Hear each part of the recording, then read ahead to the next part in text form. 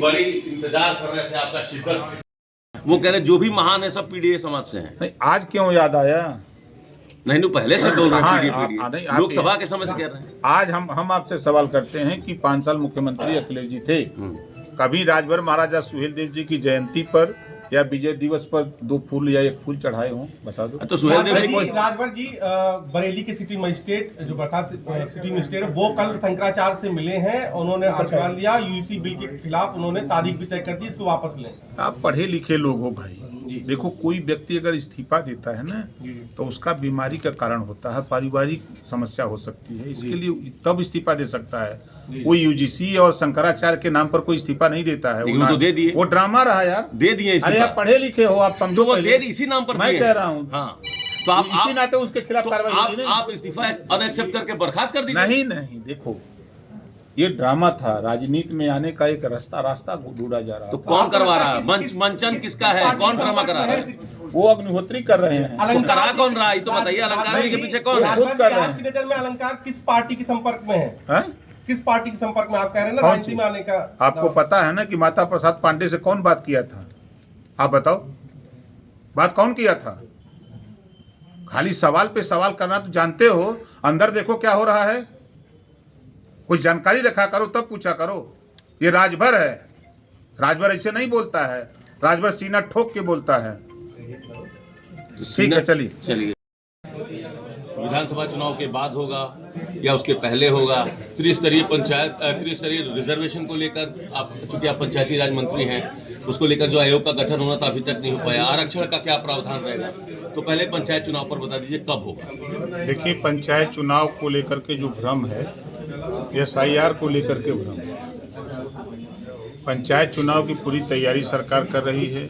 मतपत्र छप करके सभी जिले में चले गए हैं और 28 तारीख को अंतिम प्रकाशन होने जा रहा है मतदाता सूची का। माइक ऊपर करिए, क्योंकि अभी SIR का कार्यक्रम अभी 6 फरवरी तक है, इसका अंतिम 6 मार्च तक। इस नाते लोग भ्रम में हैं कि अभी जातिवार जनगणना का ऐलान हो गया है, वो कराएगी सरकार, कर्मचारी उसमें लग जाएंगे। तो ये भ्रांति का वजह है। चुनाव, पंचायत चुनाव समय पर होगा और सरकार उसके लिए पूरी तरह तैयार। अभी लेकिन आप बताएं नहीं, विधानसभा चुनाव से पहले होगा कि उसके बाद होगा? यही तो मूल सवाल है। नहीं, विधानसभा चुनाव से पहले होगा। पहले होगा जी। ये इस समय उत्तर प्रदेश की सरकार को लेकर एक बड़ा दावा किया जा रहा है, आपके मुखिया को लेकर। अभिमुक्तेश्वरानंद जी जो शंकराचार्य हैं, उन्होंने आपकी सरकार को 11 मार्च तक का समय दिया है। गऊ को राज्य माता का दर्जा दीजिए आप लोग, और बीफ एक्सपोर्ट पर 100% आप रोक लगाइए। अगर ऐसा नहीं करेंगे तो वो आपके मुखिया को ही कह रहे हैं कि हम हिंदू समाज से अलग कर देंगे। आप चूंकि कैबिनेट मंत्री हैं, क्या कहेंगे शंकराचार्य के इस सवाल पर? देखिए, देश संविधान से चल रहा है और संविधान को बदलना, संविधान की व्यवस्था को बदलना किसी शंकराचार्य के बयान से नहीं हो सकता। जो संविधान में व्यवस्था है उस संविधान के हिसाब से सरकार काम कर रही है और उसी संविधान से देश चल रहा है, उसी संविधान को सब लोग मानते हैं। अब किसी के कहने से कोई नया कानून नहीं बन जाएगा। नहीं, तो ये बताइए कि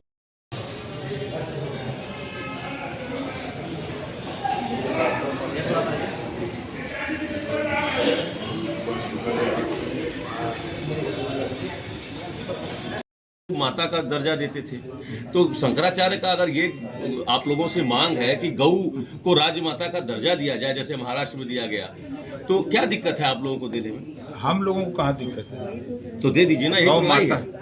गौ को तो माता ही लोग मानते हैं, तो दर्जा देने में राज्य माता का दर्जा दे दीजिए। अब वो हमारे कहने से तो होगा नहीं या उनके कहने से तो होगा नहीं। हाँ, वो मामला जब कैबिनेट का है, कैबिनेट में जब ये प्रस्ताव आएगा तब जी देखा जाएगा। कैबिनेट में प्रस्ताव आएगा तब देखा जाएगा।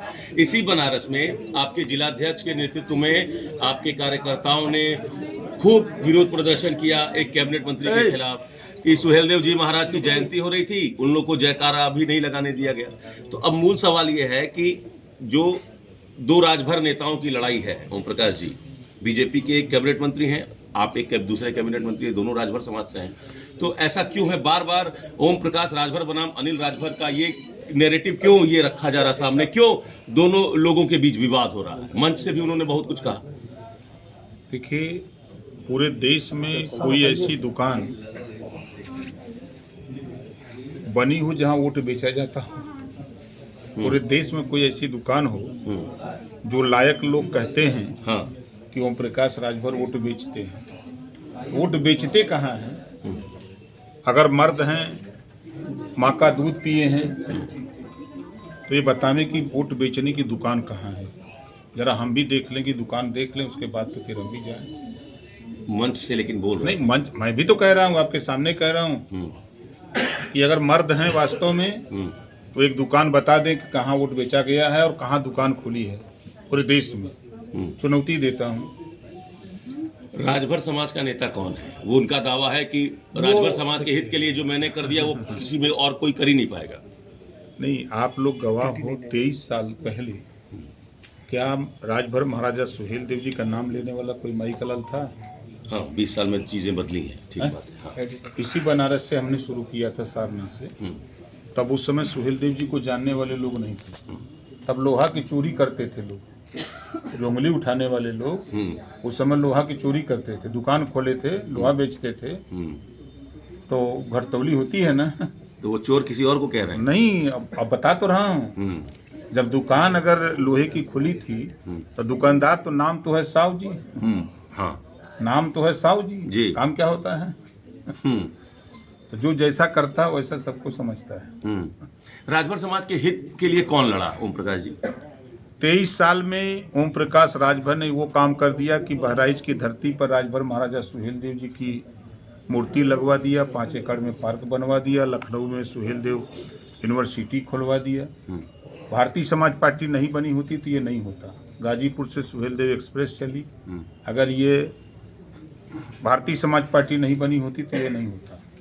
आज देश में राजभर महाराजा सुहेल देव जी की चर्चा सब लोग कर रहे हैं। इसकी चर्चा, इसकी देन भारतीय समाज पार्टी है। इसके पहले भी कांग्रेस की सरकार, बसपा की सरकार, बीजेपी की सरकार, तमाम पार्टियों की सरकार थी, लेकिन कभी किसी ने इस पर ध्यान नहीं दिया।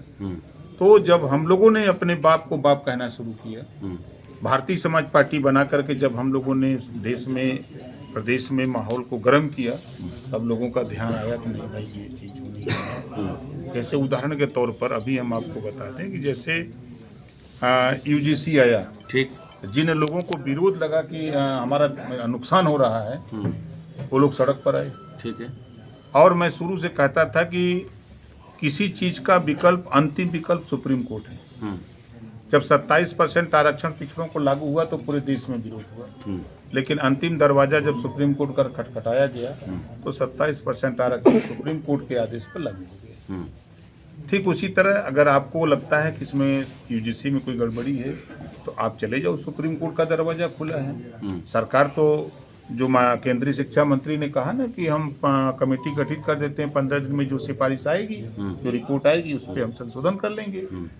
अगर उस सरकार के फैसले पर नहीं संतुष्टि है, अब सुप्रीम कोर्ट चले जाओ। ओम प्रकाश जी, यूजीसी का जो नया गाइडलाइन आया वो सुप्रीम कोर्ट के रिकमेंडेशन पर आया। ठीक, अब मेरी बात सुन लीजिए। 118% की वृद्धि हुई है SC ST OBC समाज के छात्रों पर उच्च शिक्षा में डिस्क्रिमिनेशन को लेकर। उसके बाद ये नियम, ये गाइडलाइन बना, और जिस तरीके से आपकी सरकार बिल्कुल छोड़ दी थी कि करिए आप लोगों ने तो कोई सख्ती बरती नहीं। ये पिछड़े OBC समाज के लोगों का कहना है कि सरकार डबल गेम खेल रही है। सुप्रीम कोर्ट के गाइडलाइन पर जो नियम बना, सरकार जानबूझकर माहौल को खराब करने दी और फिर सुप्रीम कोर्ट को उस पर रोक लगानी पड़ी। तो आप डबल गेम क्यों खेल रहे हैं? आप सरकार में मंत्री हैं। सुप्रीम कोर्ट के आदेश पर ही लागू हुआ था। और यूजीसी कमेटी में 17 सामान्य वर्ग के लोग थे। 1 2 नहीं, 17 लोग थे। 1 लोग नहीं समझे, 2 लोग नहीं समझे, 4 नहीं समझे, 6 नहीं समझे, 17 हो एकदम नहीं समझ पाए। तो आप मानते कि वो अपर कास्ट के लिए दिक्कत गलत था? वो नहीं, जो सवर्णों के लिए गलत था। कहा गलत था गाइडलाइन? तभी तो आप कह रहे हैं कि सब विरोध कर रहे थे तो उसका मतलब गलत था। नहीं, जो लोग विरोध कर रहे हैं, हाँ, तो उनके लिए मैंने कहा कि अगर आपको लगता है कि इस कानून में कोई गड़बड़ी है, हाँ, कोई चीजें गड़बड़ है, हाँ, तो उसके लिए दरवाजा खुला है सुप्रीम कोर्ट का।